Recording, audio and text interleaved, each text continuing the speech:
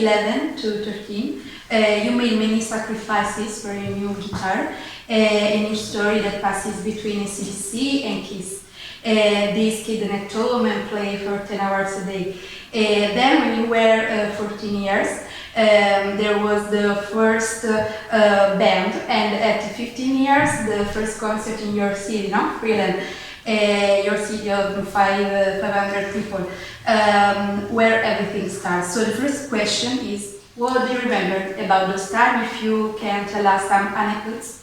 Well, I grew up far from people because there's only 500 in the town, and we were on a road at the end of the town, so I didn't have a lot of people. We didn't have a TV, so I always needed something to do, so I gravitated towards the first thing I could find, which was really the guitar and music. And I think that kept me out of a lot of trouble because I spent most of my time practicing in those days, and listening to music whichever way I could, which I didn't. I think I had some small radio that I built with an electronics kit, so kind of like learning that way, which was kind of weird. From there, new life and the studios at Toronto onwards. Is that takes over in this period?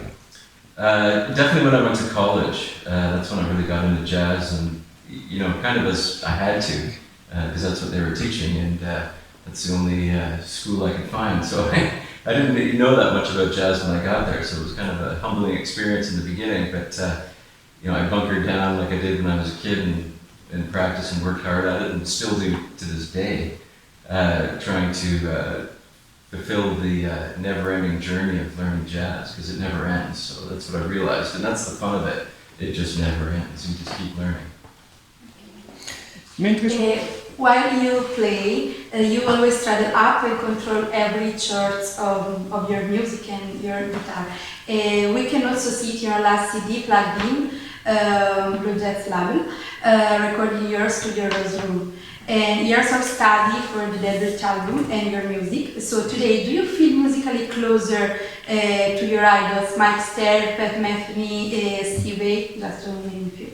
Oh yeah, for sure. The last album I did was actually The Space Between, which was produced by Pat Metheny's long-term bass player, Steve Rodby, and producer. So I got to feel really close to Pat Metheny then, and I met him when he came into Toronto. So absolutely.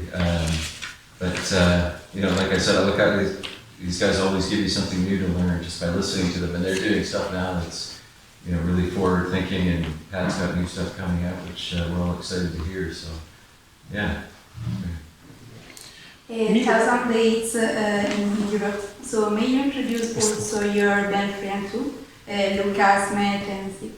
Yeah, absolutely. Well, I'll start with Richard Underhill and Matt Horner, because I've been with them actually the longest. We've recorded everything together, and they play, on both albums.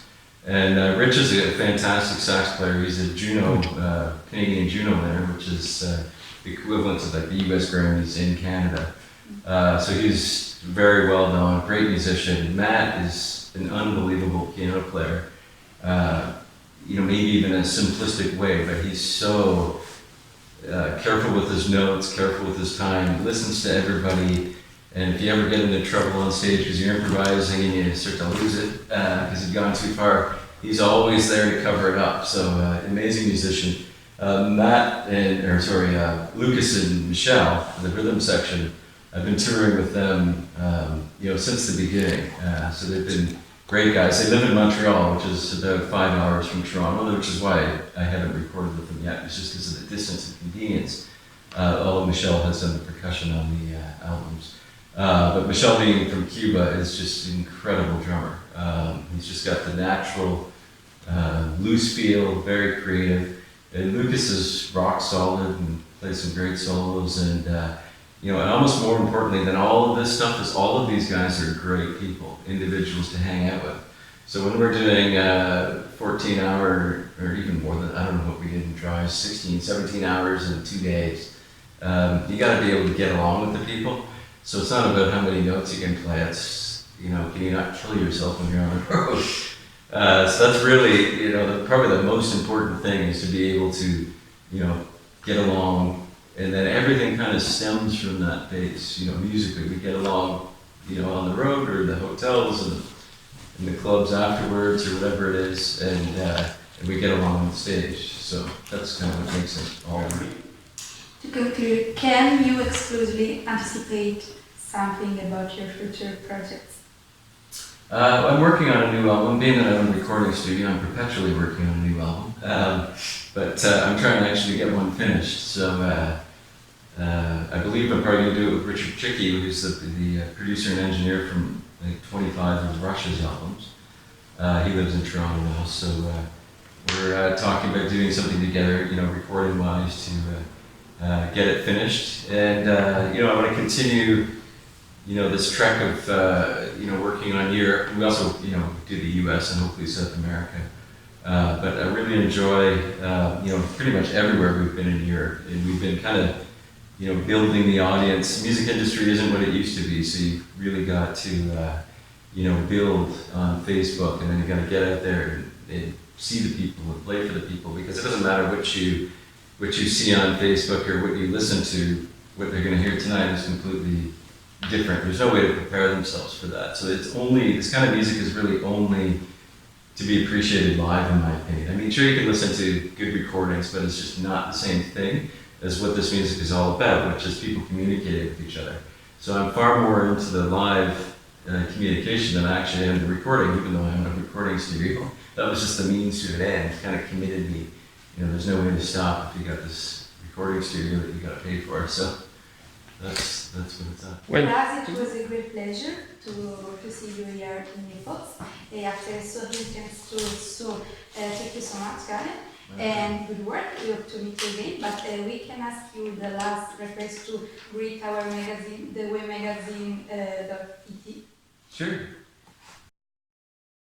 Hello, Way Magazine. Thanks for interviewing and coming to the show today. We really appreciate it, and thanks for your support. It's very appreciated and much needed in this musical climate, so thank you.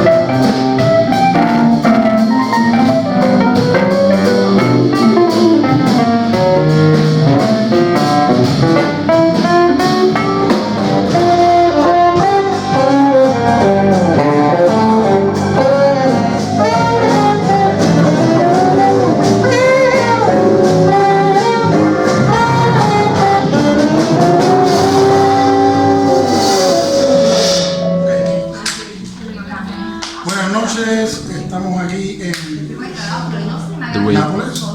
Mi nombre es Renno, soy baterista de la agrupación GALEN WESTON de Canadá. Y bueno, un beso y un abrazo para la familia de Way Magazine.